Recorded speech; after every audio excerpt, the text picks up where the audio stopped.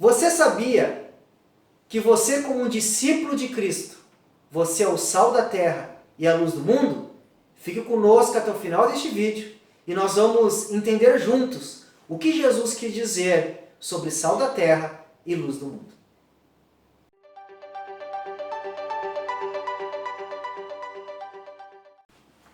A graça e a paz, eu sou o professor Anderson Velasque e este é o seu canal Sentinelas da Teologia. Olá, graça e paz, bem-vindos a mais um vídeo do canal Sentinelas da Teologia. E a lição de hoje é a lição de número 2, que tem como título Sal da Terra e Luz do Mundo, professor Anderson.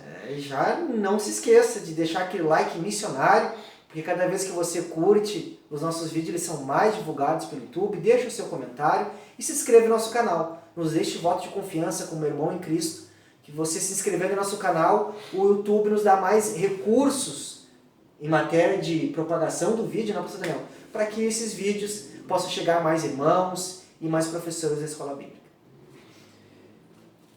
Nós veremos então um assunto de extrema importância, dando sequência, ao Sermão da Montanha, porque o Sermão da Montanha não fica só nas bem-aventuranças, ele se estende até o capítulo 7. E aqui então temos um assunto interessante para falar, que é o sal da terra e a luz do mundo, que é o que o cristão deve ser. O que Jesus está chamando a atenção disto é o papel do cristão, Ele vai usar dois elementos para explicar dentro desse contexto de sal e de luz, o que o cristão realmente deve fazer diante do mundo. E o interessante, pastor Daniel, é que nas bem-aventuranças, como nós já vimos no vídeo passado, se você não viu ainda, vai lá, assista, tá uma benção, pastor Daniel?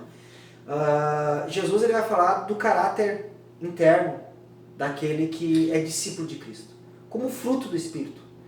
Agora nós vamos ver a expressão, o que esta nova natureza, o que este novo caráter, o que essa transformação na nossa vida operada pelo Espírito Santo, pela salvação, o que influência ela vai ter para aqueles que estão de fora.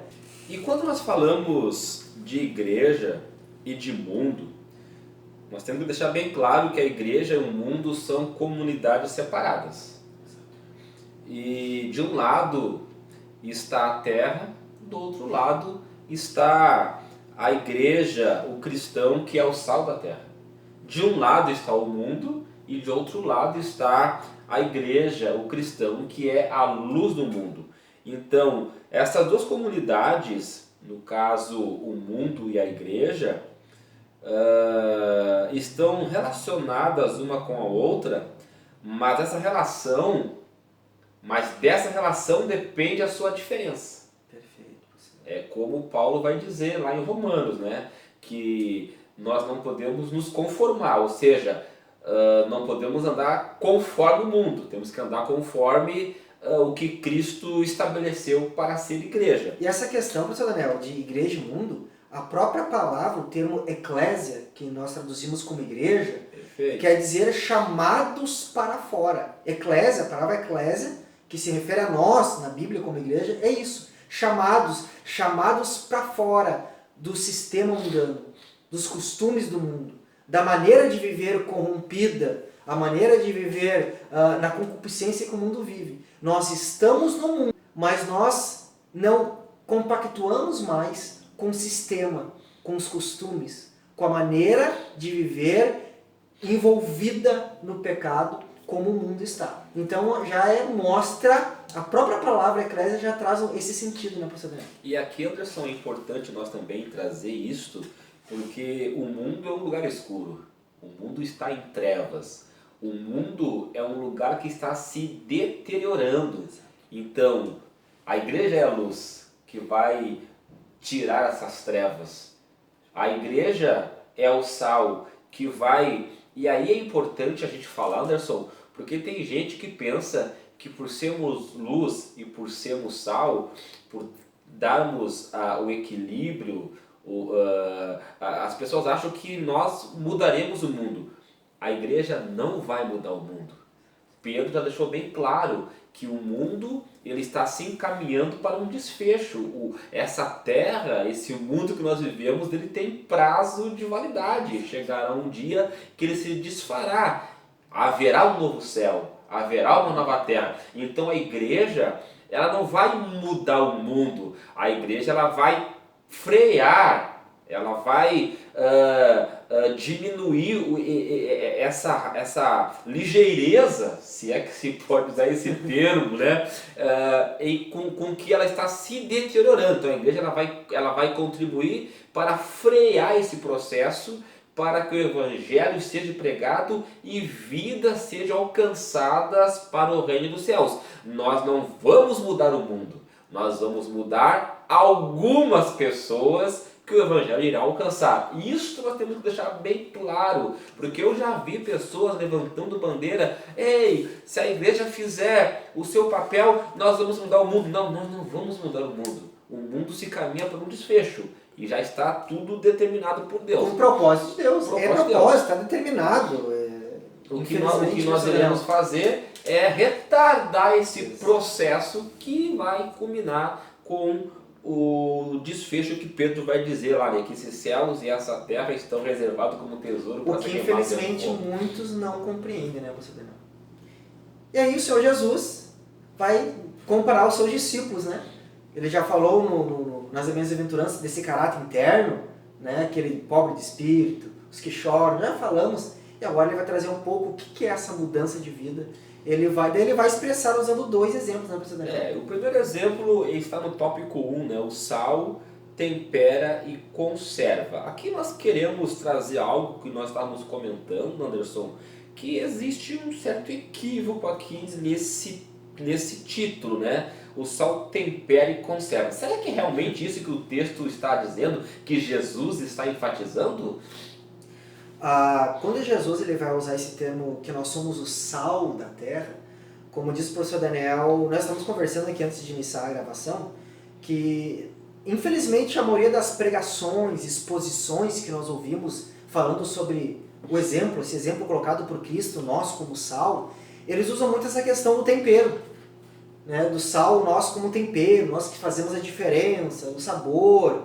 Só que se nós olharmos por esse sentido como tempero, se você botar muito sal numa comida, vai estragar. Então o excesso de sal seria algo não bom. Só que ao contrário, aqui o sal está falando de algo que quanto mais sal, melhor. Por quê? Neste período aqui, quando Jesus fala essas palavras, o sal ele não era tão usado como um condimento, como um tempero, como nós usamos hoje. Naquela época, a principal utilização do sal era a conservação. O sal ele era utilizado para conservar carnes, alimentos. E não vamos muito longe. Se nós olharmos aqui no Brasil mesmo, aqui no Rio Grande do Sul, existe o charque, que não existia geladeira, freezer. Então eles colocavam sal grosso na carne de gado. E para quem não sabe, né, aqui no estado do Rio Grande do Sul tem ali a região chamada de charqueadas, né? Que era o local onde se processava o charque, né? Porque, ou seja, né, colocava-se o sal, porque o sal iria conservar essa carne por meses. Algumas outras regiões do nosso Brasil, tem alguns nossos irmãos que deixam da Paraíba, do Espírito Santo, irmãos amados que nos acompanham do Ceará. E lá para algumas outras, lá no centro, carne seca, para o Nordeste, carne de sol, que é o mesmo sentido, né? Utiliza-se o sal para conservar essa carne. Então, quando nós olhamos, naquele período, quando Jesus estava se referindo, a utilidade do sal era conservar. E como é que o sal tem essa propriedade, professor Daniel, de conservar os alimentos? O sal, quando ele entra em contato com a matéria física orgânica, viva, como uma carne, por exemplo, ele causa um processo chamado osmose. O que é osmose? Quando o sal entra em contato com a carne, ele faz com que o líquido intersticial, o líquido que está no tecido da carne e dentro das células, seja jogado para fora. O sal ele faz com que, falando aqui, é um termo científico, mas falando bem popularmente, o sal faz com que as células e o tecido da carne expulse aquele líquido que está dentro das células e do tecido da carne, ele seja lançado para fora. Tanto que aqui no Rio Grande do Sul tem o costume do churrasco, E quem tem umas pessoas desinformadas que costumam, eu vou deixar a carne temperada de manhã para assar ao meio-dia. Não, nunca coloque o sal antes do seu fogo estar pronto. Porque o sal vai deixar a sua carne dura. Por quê? Ele vai fazer com que a carne jogue fora todo o líquido. Então ele faz esse processo chamado osmose. Joga para fora aquilo que atrai as bactérias, que atrai os fungos, que vão deteriorar a carne. Então o que Jesus está falando aqui? Que nós, como igreja, os discípulos verdadeiros de Cristo, são aqueles que servem para conservar os bons costumes, a boa doutrina, o evangelho de Cristo, a vida de santidade. Por quê? Porque a igreja, com a sua maneira de viver santa e a sua mensagem, ela traz obstáculos, ela freia a expansão e a proliferação do pecado, da corrupção. É por isso, pastor Daniel, quando nós olhamos para os grandes avivamentos da história, os grandes avivamentos não eram marcados por barulho, por gritos, não, eram marcados por mudança de vida. Por exemplo, quando Calvino em Genebra, a história vai dizer que prisões se tornaram escola, porque a pregação, a mensagem do evangelho que Calvino pregava em Genebra, diminuiu os índices de criminalidade. Então nós vemos que essa função da igreja, quando a mensagem do evangelho vem, ela muda vidas, e ela diminui a corrupção, ela diminui o adultério, ela diminui a traição, ela diminui a fornicação, ela diminui a mentira, ela diminui a corrupção. Então esta é a função da igreja, preservar os bons costumes, preservar a santidade, a nossa vida, nosso exemplo e a nossa pregação, ela faz com que seja lançado para fora toda a concupiscência. Ela freia, como diz o pastor Daniel, ela freia a expansão da corrupção no mundo. A corrupção, ela sempre vai existir. Mas a missão da igreja, quando ela chega numa sociedade, é reduzir essa corrupção. Como Jonathan Edwards na América do Norte. Quando Jonathan Edwards começou a pregar na América do Norte, caem os índices de criminalidade, de alcoolismo, ou seja, os ouvintes da pregação de Jonathan Edwards abandonaram a bebida, abandonaram o roubo, tinha muita guerra civil na cidade, diminuiu essa guerra civil, esse confronto entre o povo, diminuiu o número de mortes, diminuiu o número de adultérios. Por quê? Porque a pregação do evangelho, a nossa vida, serve como testemunho para frear a concupiscência.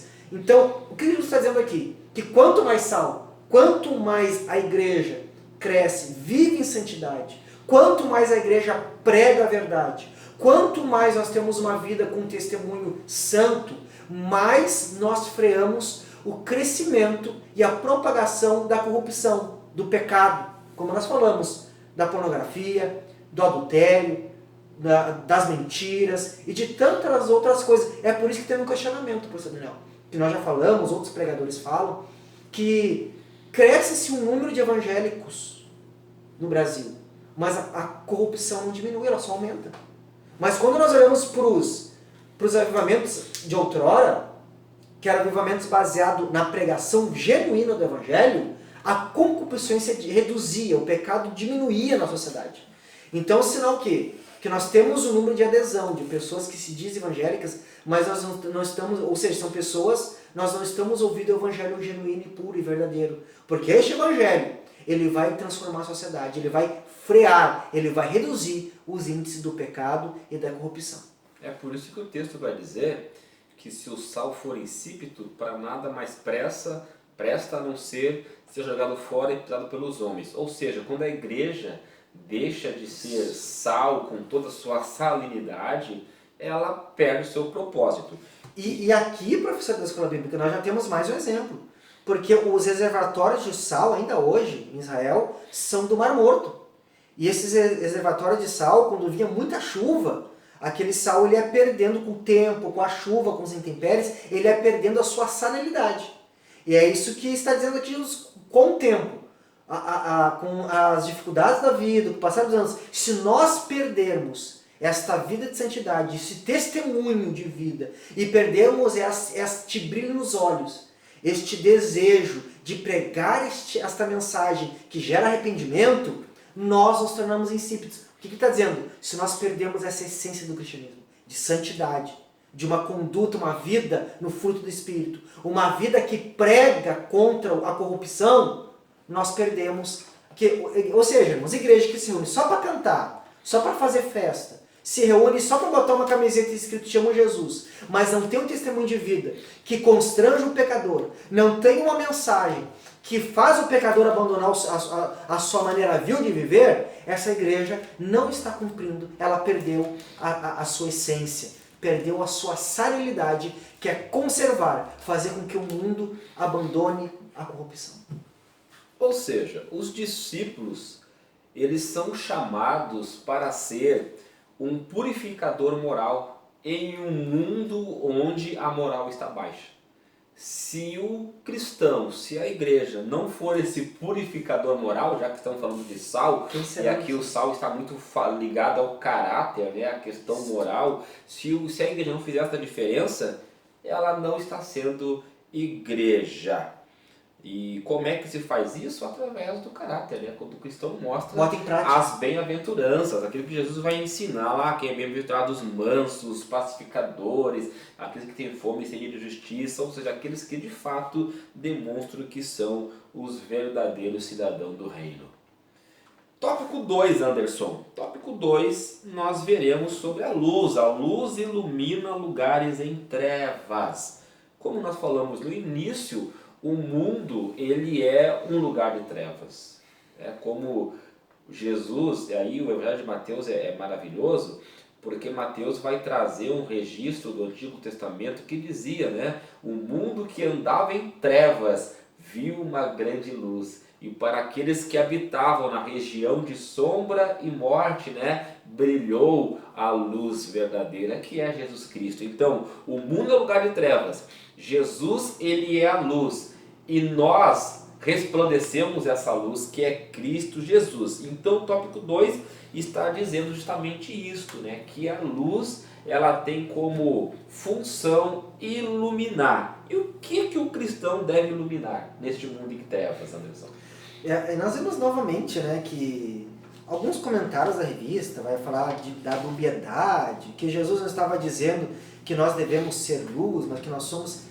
É que assim, irmãos, aqui Jesus está falando daqueles que são discípulos de fato, aqueles que são salvos verdadeiramente. Aqui ele está falando da igreja verdadeira. Não está falando daqueles que se dizem cristãos, daqueles que foram alcançados, ouviram o evangelho genuíno e foram salvos pelo lavar renovador e regenerador do Espírito Santo de Deus. Aí o que Jesus vai dizer? Que estes são a luz do mundo. Daí ele vai usar um exemplo, dizendo, não se pode esconder a cidade edificada sobre o monte. Não tem como esconder. As pessoas vão enxergar. E também nem se acende uma candeia para colocá-la debaixo do alqueire, mas no velador. E ela ilumina todos que se encontram na casa. O que Jesus está dizendo aqui? Naquele período, nós vemos que o próprio texto vai dizer que muitos sacerdotes, eles creram em Jesus. Só que eles não abriam ao povo, eles não confessavam publicamente a fé em Jesus Cristo. Ou seja, será que esta fé, ela era genuína? Que fé é essa? Que eu digo que creio, mas ela não expressa uma transformação na minha vida. É o que Tiago diz na sua carta. Que a fé verdadeira, ela expressa, ela muda a vida. A salvação genuína, ela traz uma mudança de vida. Ela traz boas obras. É isso que ele está falando. Se uma cidade está em cima de uma montanha, não tem como esconder a cidade. Uma luz, ela é acendida, não para ficar escondida, mas para iluminar. O cristão, quando ele é salvo, essa salvação, essa obra maravilhosa do Espírito Santo, ela gera mudança de vida. E essa mudança de vida, ela é expressa em boas obras. Amor, boas ações, benignidade e mais, mudança de caráter, pastor Daniel. As pessoas olham, mas não é. Aquele fulano não era um mentiroso, agora ele não mente mais. Aquele não era o ladrão que roubava, agora não rouba mais. Mas aquele não era aquele trambiqueiro que enrolava, comprava, não pagava, agora ele paga as suas dívidas. É isso que Jesus está dizendo. Que quando aquele que é salvo, todos percebem a sua mudança de vida. Todos percebem a mudança de caráter. E isso, olha, prova que é isso que Jesus está dizendo. Ele vai continuar no texto. Assim brilhe também a vossa luz diante dos homens, para que vejam as vossas boas obras. Ele está falando isso. Que essa luz é a mudança de vida. Agora são essas obras de salvação que a salvação opera. Santidade, temor, amor, fazer o bem, ter paciência, ser longânimo, estender a mão para o necessitado, orar com os irmãos, chorar com os que choram, se alegrar com os que se alegram, não mentir mais, não roubar mais. Ou seja, as pessoas vão ver essas boas obras no verdadeiro discípulo de Cristo e vão glorificar a Deus. É isso que Jesus está dizendo, que o nosso exemplo de vida, a mudança do Evangelho em nossa vida, faz com que as pessoas percebam, vejam luz, vejam transformação. Jesus é luz e vejam o reflexo de Jesus em nossa vida. Eles vão glorificar Deus e vão dizer, realmente esse Jesus muda as pessoas. Realmente esse Jesus, ele transforma o mentiroso, ele liberta o drogado, ele muda a vida daquele que está mergulhado no pecado. Ele transforma aquele que odiava, aquele que brigava, agora ama e abraça. Aquele que roubava, agora estende a mão e dá. Aquele que defraudava, agora é honesto. É isso que Jesus está dizendo. Que as pessoas vão ver esta mudança, essa expressão do caráter em obras e vão glorificar a Deus. E nós vamos servir de exemplo. É isso que é iluminar. É mostrar o exemplo. É mostrar a verdade. É mostrar que Jesus, ele muda a vida e Jesus é o caminho, a verdade e a vida. Por isso, Daniel. Paulo vai dizer lá em Efésios capítulo 4, versículo 28, 29, aquele que furtava, não furte mais, antes trabalhe fazendo com as próprias mãos o que é bom, para que tenha com que acudir ao necessitado. Não saia da vossa boca nenhuma palavra torpe, e sim unicamente a que for boa para edificação conforme a necessidade, e assim transmita graça aos que a ouvem. O que nós temos aqui nesse texto é que a igreja, o cristão como luz, ele deve servir aos outros e servir bem, servir da forma correta. Ele tem que fazer a diferença. No mundo em trevas, onde a corrupção, a mentira, o engano estão entranhados, na sociedade, o cristão tem que estar lá como contraponto, sendo luz, sendo justo, falando a verdade, ou seja, ele tem que fazer a sua luz brilhar, sobressair. Não pode jamais deixar que a mentira o engula, a corrupção o domine. Não pode, ele tem que fazer diferença. Tem que servir bem, ser útil no seu propósito. Isto é isso que Cristo está dizendo. A igreja, o cristão, ele é sal, ele é luz, ele tem que ser diferente. As pessoas têm que olhar para ele e ver a diferença e querer ser igual. Querer saber o porquê. O que aconteceu? Qual foi o propósito dessa, ou melhor, quem foi o causador dessa mudança, dessa transformação. E aí o Evangelho, ele é anunciado através da obra, que depois ela é testemunho, depois ela é firmada a partir da pregação do Evangelho. É por isso que eu preciso falar que uma cidade, se edificar uma cidade sobre um monte, não tem como esconder ela. Ou seja, aquele que tem a ação do Espírito Santo, ele vai expressar as obras. Aí que tá. Só que tem uns que se dizem, mas ainda são trevas, pastor Daniel. Ainda estão na escuridão. Porque se eu sou cristão, como é que eu vou praticar mentira ainda? Se eu sou cristão, a Bíblia fala que Deus vai prestar conta das palavras frívolas que saíram da nossa boca. Mas se diz que é cristão e conta piada indecente com os colegas no trabalho. Diz que é cristão, mas se porta lascivamente, se porta sensualmente. Se diz cristão, mas não paga as suas contas, ou enrola, engana aqueles que estão próximos. O que isso demonstra? Se ainda pratica as obras das trevas, é porque não teve nele a obra da transformação do Espírito Santo. Mas o cristão genuíno, ele não tem como esconder isso. As pessoas percebem a diferença, pastor Daniel. Fica nítido, as pessoas enxergam, as pessoas percebem a transformação, as boas obras. É por isso que Jesus vai falar que a árvore boa ela não pode dar uma, ela só dá fruto bom. Aquele que foi transformado, ele vai dar bom fruto. Ele vai dar bom exemplo. Ele vai dar bom testemunho aos de fora. Não é só um hipócrita, alguém que ensina na igreja, mas lá fora ele fala palavras frívolas. Não. É aquele que não tem agora a sua boca, ele não é uma fonte que joga, né? Não. Mas agora os seus lábios só servem para a glória de Deus. Só serve para trazer palavras de consolo, palavras de conselho, palavra de arrependimento, palavra de Jesus Cristo. É isso que Jesus está dizendo. E é aí que entra no tópico 3, né, pastor Daniel? Que é os discípulos que influenciam.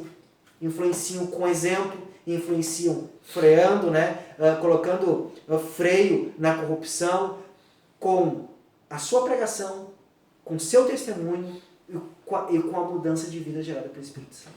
A Igreja de Jesus Cristo, ela é uma comunidade influenciadora. Ela não deve ser influenciada, ela deve influenciar. Ela deve ser a contracultura deste mundo que está mergulhado nas trevas e se deteriorando. A igreja, ela tem que influenciar nesse sentido, frear o mal e trazer a luz nos lugares que estão em treva. Ou seja, Cristo deve ser anunciado, Cristo deve ser vivido, Cristo deve ser mostrado através dos seus exemplos. A pessoa de Cristo tem que resplandecer na minha e na sua vida, através das nossas palavras, da nossa pregação, da nossa vida e o nosso testemunho. Isso é ser um cristão. Isto é demonstrar as características que nós falamos na aula passada, né, das bem-aventuranças. É desta forma que o cristão ele demonstra as bem-aventuranças, sendo luz e sendo sal. Que Deus ele abençoe. Compartilhe este vídeo com mais irmãos, professores que amam a palavra de Deus. E se Deus permitir, até a lição de número 3 do segundo trimestre de 2022 do seu canal Sentinelas da Teologia. Deus abençoe, meus irmãos.